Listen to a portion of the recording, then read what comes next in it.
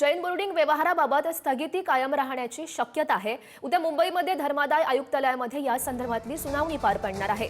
धर्मादाय आयुक्त व्यवहार रद्द करण्याचा आदेश देणार का हे बघणं सुद्धा महत्त्वाचं असेल आणि सहधर्मादाय आयुक्तांनी आयुक्तांकडे या संदर्भातला अहवाल सुद्धा सादर केलाय।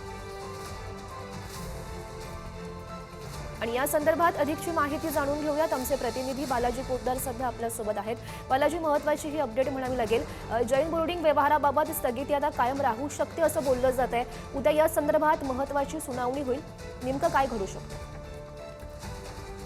बोर्डिंगच्या जागेच्या व्यवहारामध्ये गोखले बिल्डर यांनी माघार जरी घेतली असली तरी याची सुनावणी जी आहे ती धर्मादाय आयुक्तांसमोर सुरू आहे आणि या ठिकाणी मंदिर होतं का नाही यावर ही सगळी सुनावणी सुरू होती। त्यानंतर धर्मादाय आयुक्तांनी सहाय्यक धर्मादाय आयुक्तांच्या अध्यक्षतेखाली एक निरीक्षकाची समिती नेमली आणि त्या समितीने जे आहे ते या ठिकाणी येऊन या मंदिराचं मोजमाप केलेलं आहे, मंदिरातल्या मूर्तीचं मोजमाप केलेलं आहे, तसा अहवाल जो आहे तो दिलेला आहे। मात्र उद्या ज्या सुनावणी होणार आहे त्या सुनावणीमध्ये ट्रस्टीने सुद्धा हजर राहणं अपेक्षित आहे। मात्र आतापर्यंत तरी कुठल्याही ट्रस्टीने संपर्क केला नाही, त्यामुळे हा व्यवहार जोपर्यंत रद्द होणार नाही तोपर्यंत त्या सुनावण्या सुरू राहतील।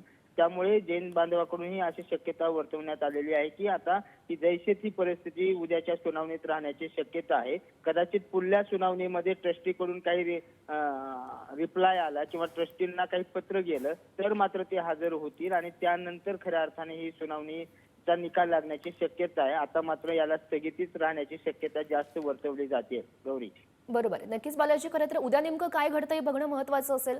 धन्यवाद दिलेल्या सविस्तर माहितीसाठी।